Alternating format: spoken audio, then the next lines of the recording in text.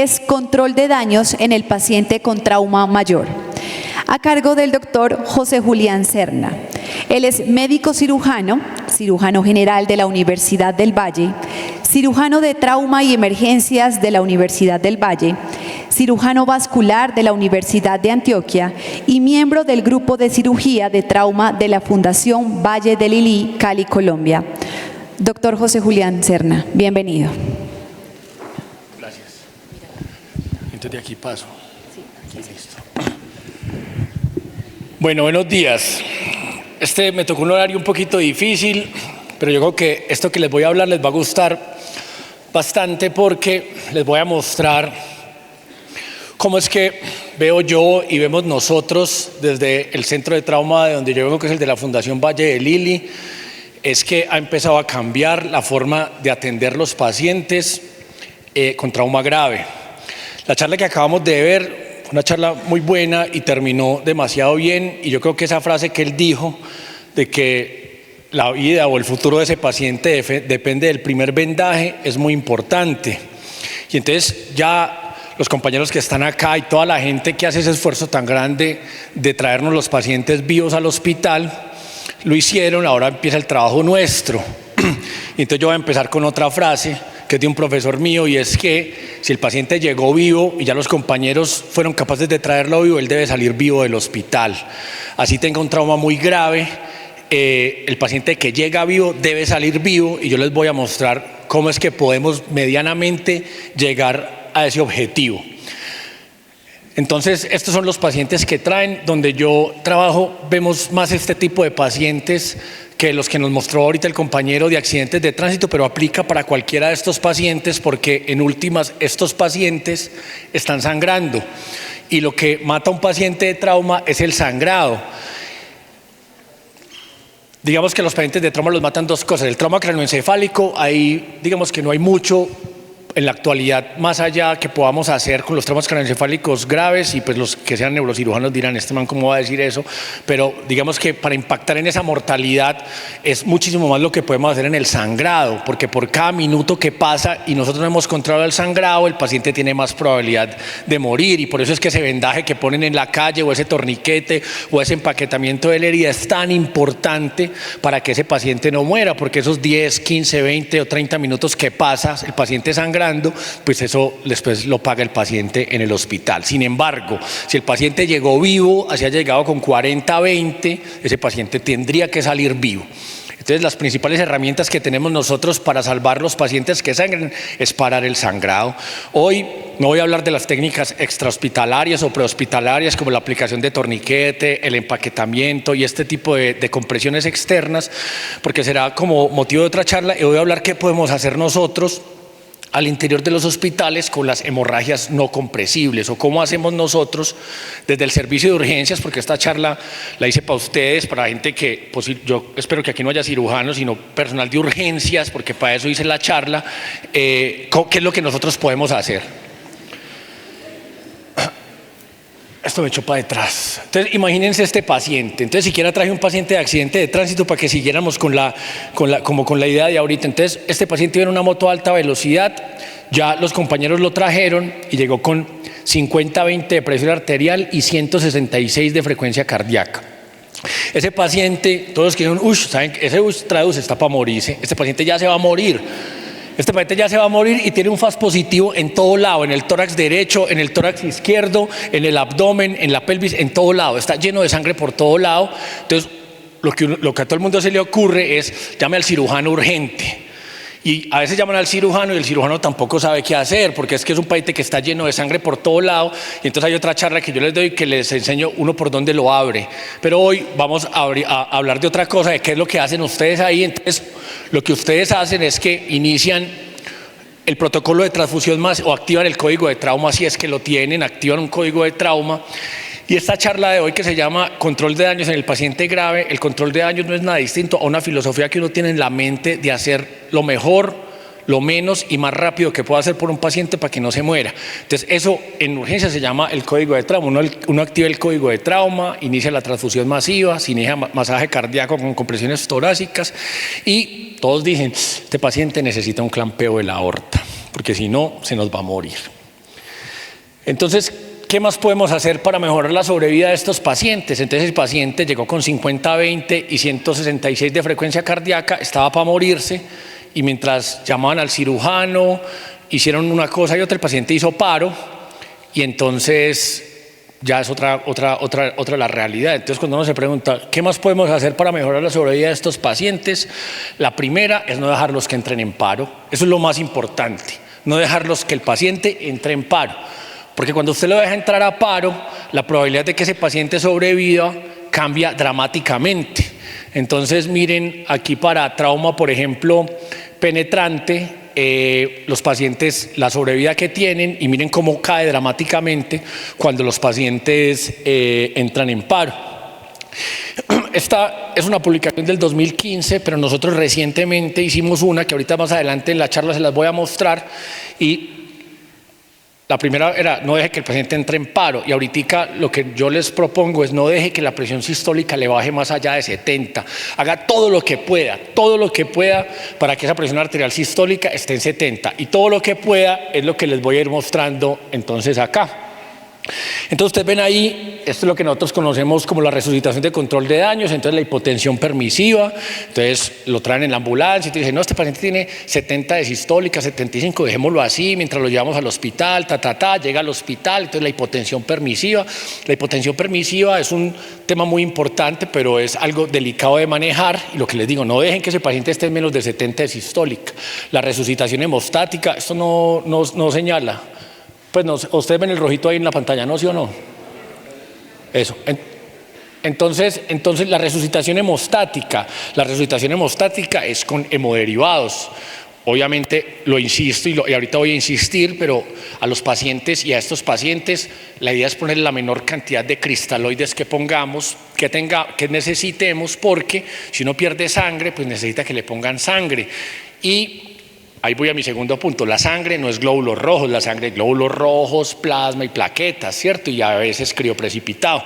Entonces, resucitación hemostática y la cirugía de control de daños, que son procedimientos abreviados para hacer que estos pacientes salgan adelante. Pero para obtener resultados diferentes y mejorar esas mortalidades que vemos ahorita, que hay mortalidades del 0.7%, hay que hacer cosas diferentes. Entonces, nosotros hemos intentado introducir como un cuarto pilar dentro de lo que es la resucitación de control de daños, y entonces ahí entre la resucitación hemostática y la cirugía de control de daños metimos la oclusión aórtica.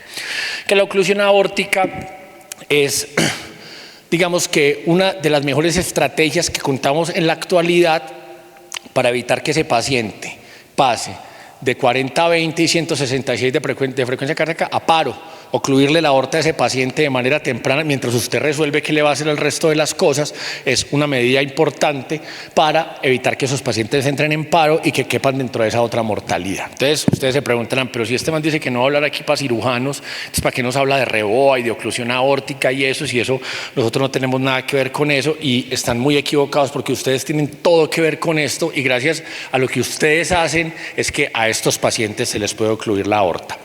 Entonces, ¿la aorta para qué se ocluye? Cuando esto se lo inventaron, entonces la gente decía, es que si usted tiene un trauma pélvico y tiene la pelvis destrozada y está sangrando en la pelvis, y yo le pongo un balón a la aorta, cierro la llave, corto el chorro y el paciente va a sangrar menos. Eso es cierto, pero esta posiblemente sea la segunda o la tercera ventaja que tiene ocluir la aorta. Ocluir la aorta en estos pacientes, la principal ventaja que tiene es lo que ustedes están viendo ahí. En un paciente que tiene un sangrado y que tiene un volumen circulando del 30 o del 40% de su volumen normal, usted le ocluye la aorta en la aorta torácica y hace que esos 1.500 o 2.000 centímetros cúbicos de sangre que el paciente tenga recirculen en la parte superior y perfundan el cerebro y el corazón. Entonces, cuando ustedes les hablen de ocluir la aorta, y uno puede ocluir la aorta por una toracotomía o por un balón, de una piensen que usted lo que va a hacer es que va a hacer que el cerebro y el corazón de ese paciente perfundan. ¿Por qué para un paciente de trauma con sangrado? Pues porque el miocardio deja de estar perfundido, las células miocárdicas dejan de tener oxígeno, dejan de funcionar y paran. ¿cierto? Entonces con esto usted logra que eso no pase. Entonces hicimos ese dibujito donde aquí está como más clarito y ahí se ve más oscuro. Entonces, pero el paciente empieza a sangrar más, claro, pues entonces uno le ocluye la aorta y le pone el dedo en la herida para que no sangre más, pero está perfundiendo el corazón y el cerebro, ¿listo? Entonces esto es muy importante que ustedes entiendan este concepto. Y es muy importante que lo entiendan y que entiendan el por qué, porque ahorita cuando les explique el cómo, entonces... Cuando pues que hay que hacer todo eso, sí, porque es que eso es demasiado importante. Esto es como un algoritmo que nosotros hicimos de las etapas. Ahí pues está explicadito bien. Estos son los artículos que nosotros hemos publicado, que todos esos artículos los encuentran gratis en la revista Colombia Médica, en los volúmenes del 2020 y 2021. Todo esto está ahí y es de libre acceso y está en inglés y en español. Entonces miren ahí cómo uno va por pasos. Pero miren cómo antes de la cirugía está la oclusión aórtica en presión arterial sistólica por debajo de 70. Entonces, y me ha rendido yo 10 minutos, voy súper bien. Entonces miren esto es como un algoritmo o una idea que yo quiero que ustedes tengan en la cabeza. No sé por qué se rieron, si fue por los colores o por lo que dice la diapositiva, pero esto es demasiado importante y nosotros llevamos ya varios años trabajándole a esto. Estamos intentando escribir un artículo que se llama así para que todos lo tengan, y es que los pacientes se presentan de diferentes formas. Hay pacientes en los que usted puede caminar y entonces usted está tomando el tinto y tal, y va y lo ve. Hay otros que no, que usted tiene que salir corriendo a ver qué hace, y hay unos que si usted no vuela, el paciente se le va a morir. Ese paciente que les conté al principio estaba dentro de ese cuadro rojo y usted no le pone la capa y sale volando, ese paciente se les va a murió, ese se les murió. ¿Listo? Entonces lo que quiero es mostrar qué puede hacer uno en cada uno de estos escenarios de los pacientes para que ustedes me entiendan cuál es la labor de cada uno de nosotros en eso y mirar. ¿Esto por qué se llama así? Entonces esto de pronto ya lo saben, pero ustedes saben que en un paciente de estos, de los de caminar, la probabilidad de que esos pacientes fallezcan es muy baja y la mortalidad de esos pacientes es muy baja. En los pacientes de correr, la probabilidad de morir es mayor, pero miren la probabilidad de morir en los pacientes que tienen la presión arterial sistólica por debajo de 70. La probabilidad de morir de esos pacientes es 5 veces más que el resto de los pacientes si nosotros no hacemos algo. Entonces, esto puede ser que ya lo sabían, pero visto así en colorcito, ustedes cuando tengan el paciente tienen este es verde, este es amarillo y este es rojo. Y al rojo tienen que hacer algo urgente. Entonces los pacientes verdes, yo la verdad no me voy a meter mucho más que hacer acá. Hagan lo que saben hacer sin ningún problema y muy bien. Ahora hablemos de estos que son los pacientes que están entre 70 y 90. Ojo con los pacientes que están entre 70 y 90, que a veces nosotros nos quedamos tranquilos, sobre todo en los lugares donde hay mucho trauma. Entonces ven un paciente con 80-40, ese paciente está grave. Ese paciente está grave porque para que una persona llegue a 80-40, cosas tuvieron que haber pasado de ahí para atrás. Y si ustedes no hacen cosas corriendo, es muy posible que en pocos minutos ese paciente esté en el rojo, y si ustedes no tienen la capa para volar, ese paciente se les va a morir. Y ahorita van a ver, entonces dice, doctor, pues que yo en mi hospital no tengo nada de eso que usted mostró para los pacientes de volar. Bueno, entonces tendremos que hacer sistemas de trauma para hacer que esos pacientes lleguen a otros lugares o que el lugar donde ustedes están lo pueda realizar.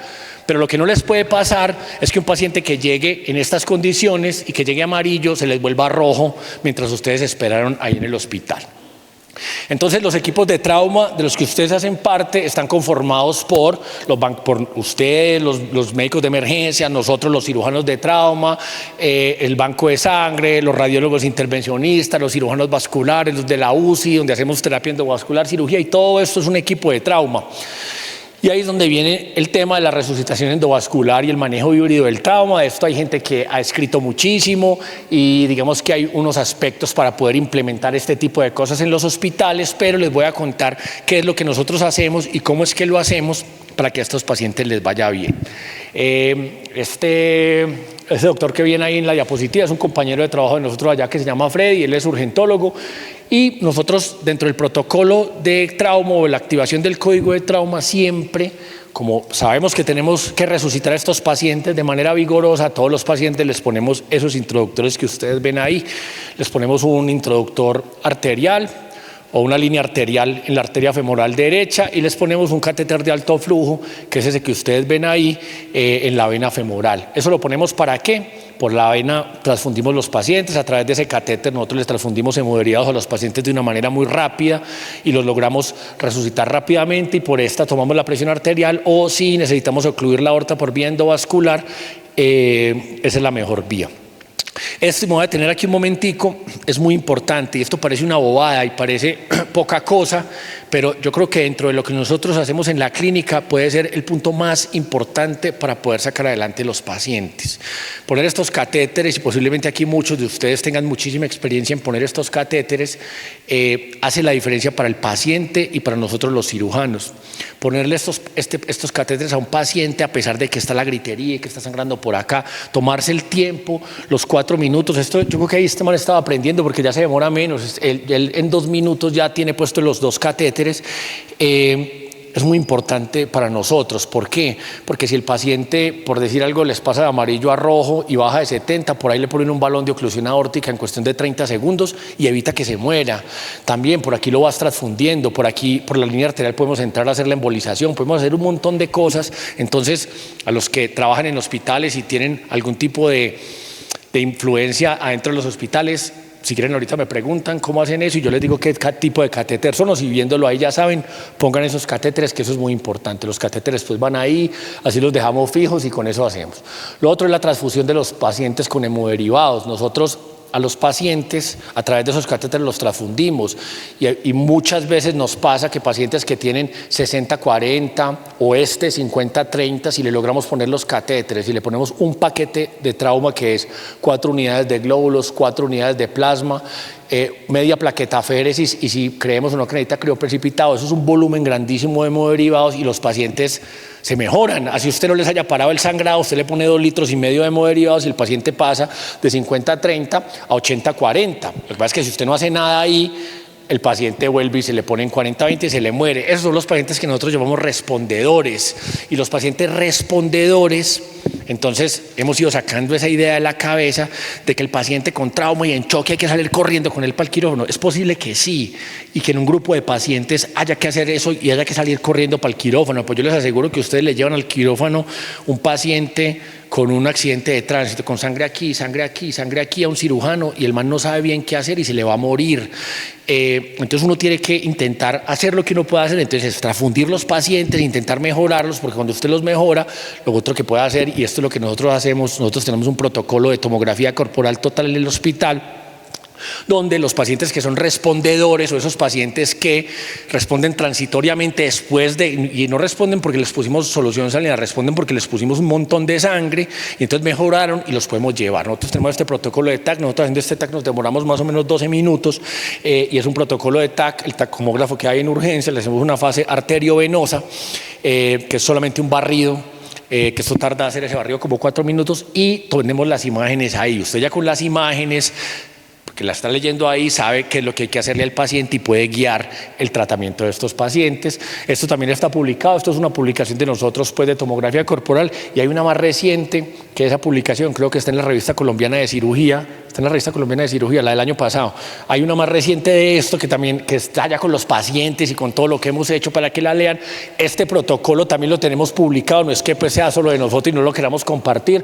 Este protocolo también está publicado, para los que le interesen lo puedan hacer en su hospital. Y ¿por qué decimos que 70 es como el rango mínimo? Nosotros hicimos esta publicación donde evaluamos qué pasaba con los pacientes, y resulta que si usted, cuando el paciente tiene 70, no le ocluye la aorta, la mitad de esos pacientes le van a hacer paro y se van a morir. Entonces por eso nosotros le insistimos mucho a los cirujanos y a todo el mundo que la aorta hay que ocluirla a los 70 milímetros de mercurio. Nadie le va a abrir el pecho a un paciente que tiene una herida en una pierna para que no pierda la aorta porque está en 70, y por eso es que yo les insisto tanto que la labor de ustedes poniendo esos catéteres, aprendiendo a poner el balón de oclusión aórtica y metiéndose a participar de estos trabajos de oclusión aórtica es como el futuro de esto. Y ahorita hablemos del paciente que tiene menos de 70, entonces ya les dije que a estos hay que ocluirles la aorta porque si no se van a morir, y estos son los pacientes que van a cirugía inmediata, y ese es el que uno desde que está en la universidad le dicen paciente con trauma, inestable, cirugía. Entonces ya saben que entre 70 y 90 hay cosas que se pueden hacer, pues el de abajo de 70, cirugía. Eso es lo que todos hacemos y eso es lo que sabemos hacer, ¿cierto?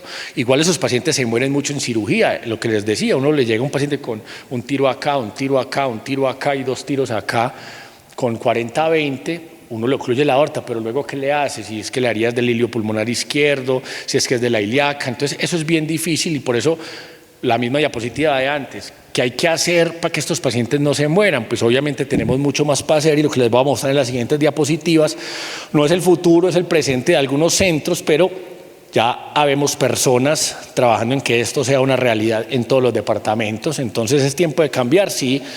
El tiempo del control de la hemorragia en un sistema híbrido disminuye mucho. ¿Qué es un sistema híbrido? Ahorita les voy a mostrar un videito de lo que es un sistema híbrido, pero básicamente un sistema híbrido es una misma sala en un servicio de urgencias donde está en la sala como de reanimación o en la sala de atención inicial está el tomógrafo, el angiógrafo y una sala de cirugía donde se hace todo ahí, donde la captura o la toma de imágenes, yo les dije que nosotros demoramos 15, 12 a 15 minutos, en esto se demoran 3 minutos, o sea, a los 3 minutos ya tienen la tomografía y tienen la posibilidad de tomar decisiones, pues, de qué hacer. Entonces uno dice, sí, pero es que eso aquí no, hombre, eso aquí sí, y pues obviamente los pacientes que se los siguen muriendo a nosotros, el del trauma pélvico, no, es que no salió, el del trauma hepático, no, es que era un trauma muy grave, pues obviamente si algún día queremos sacar adelante esos pacientes, pues será con este tipo de tecnologías, y nosotros los seguiremos salvando con el manejo estándar, pero estoy hablando de este tipo de pacientes tan graves. Esto básicamente es la parte de arriba es como la terapia convencional, donde lo atiende la persona que lo atiende en urgencias, le pide el TAC, van al tomógrafo, lo toman, se toma la decisión y cuando ven que está sangrando el hígado activan el servicio de hemodinamia, el servicio de hemodinamia responde y por ahí a la hora llegan y hacen el procedimiento, el paciente está más o menos a la hora y 45 minutos embolizado y en la unidad de cuidado intensivo. Con esta estrategia que proponen, esto es de estos japoneses, ellos proponen que el primer respondiente, que en este caso son los médicos de emergencias, hacen el TAC, ven que por dónde está sangrando el paciente y lo intervienen. Y ahorita les comentaba a unos compañeros acá que en Japón, que fue donde yo estuve haciendo el entrenamiento en esto, las personas allá embolizan estos pacientes, los vasculares, los radiólogos, pero hay un grupo grande de médicos de emergencias que hacen una especialización en intervencionismo vascular y son los que embolizan a estos pacientes y con esta estrategia ellos disminuyen el tiempo de 1 minuto y 40 a 25 o 30 minutos. ¿Por qué? Pues porque el de emergencias está en urgencia, le toma el TAC, lo ve que está sangrando el hígado, le mete el catéter y le echa el pegante allá, cosa que no es tan difícil y el paciente deja de sangrar. Listo, entonces esto quería mostrarles que esto existe, que esto ya lo hacen en algunas partes, nosotros lo hacemos no como les voy a mostrar ahorita, este video es un video de Japón, pero se hace, aquí nosotros lo hacemos, nosotros tenemos la sala de hemodinamia, el TAC a 10 metros de urgencias, la sala de hemodinamia ahí mismo encima del tomógrafo en el segundo piso y la sala de cirugía al lado, entonces tenemos como un sistema híbrido cerquita, pero no es la sala, estamos buscando en lograrla tener. Y les voy a mostrar este videito que dura 2 minutos y ya ahí me quedan 3 y al final 1 minutico ahí para que me pregunten cualquier cosa. Entonces este caso es un paciente de 20 años que tuvo un accidente en moto y mírenlo, ahí llegó. Entonces estos de la chaquetica son los que lo traen de afuera, llegó con el paciente ahí, entonces miren ahí, esto es en urgencias, ahí lo acostaron, ese que ustedes ven atrás es el aro del tomógrafo, entonces aquí está el de urgencias intubándolo, entonces miren ahí lo intubaron, ahí va el tiempo, van 2 minutos, ahí le está pasando el tomógrafo, miren que el que se mueve es el tomógrafo y no el paciente, el tomógrafo se mueve, van 3 minutos desde que el paciente llegó y ya tenemos la imagen, ya está intubado y tenemos la imagen. Miren ahí, tiene el hígado destruido, muy grave, aparte tiene roto el estómago y unos pedazos del intestino, entonces, muy grave, ¿qué hay que hacer? Entonces aquí, no, que derecho para cirugía, sí.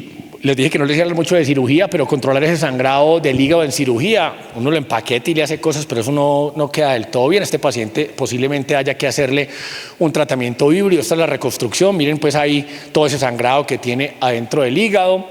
Entonces dicen, listo, a este paciente lo mejor que se le puede hacer es operarlo para controlarle el sangrado y las lesiones de las vísceras intraabdominales. Entonces lo operan, vean ese sangrerío tan berraco, lo están operando ahí en urgencias. Esto es ahí en urgencias, ahorita ven el relojito cómo va. Y lo empaquetan, le drenan eso, pero ahí mismo llegan y por el catéter que tiene aquí arterial, otra persona mientras arriba lo están operando, entra y le emboliza su hígado. Se ve fácil y realmente lo es. Esto no es algo tan complejo, requiere de una logística, pero la principal logística para que estas cosas pasen es tener la logística en la cabeza de uno y saber que esto sí puede pasar y que esto es algo que nuestros pacientes merecen y que las condiciones de nosotros están dadas para que esto pueda pasar. Ahí está pues ya embolizada una de las arterias hepáticas, ahí está posembolización, pues ya no está sangrando, el paciente queda embolizado, queda empaquetado, queda con el abdomen abierto y va a la unidad de cuidado intensivo. ¿Cuánto tiempo pasó desde que el paciente llegó hasta que lo llevaron a la unidad de cuidado intensivo? Pasaron 35 minutos. ¿Eso es muy poquito tiempo? Sí, muy poquito tiempo. Entonces nosotros tenemos que mejorar los tiempos de atención prehospitalaria, seguro sí. La resucitación de control de daños empieza con el primer vendaje, como decía el compañero ahora, pero tenemos que ser consecuentes con el esfuerzo tan grande que hacen ellos afuera, nosotros adentro del hospital, y con esto les insisto, el paciente pues que llega vivo, nosotros lo tendríamos que sacar vivo, ¿listo? Ahí les pongo esto de bienvenidos al futuro, que este es el presente que ustedes aquí sentados con nosotros y todos estamos construyendo, y esto es a lo que nosotros los invitamos, a que no nos quedemos solo con lo que estamos haciendo ahora, porque mientras los pacientes se sigan muriendo, tiene que haber más cosas que nosotros podamos hacer, y pues eso es esto. Listo, muchas gracias.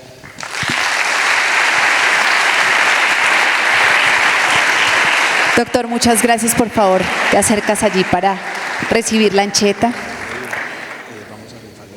Sí. Bueno.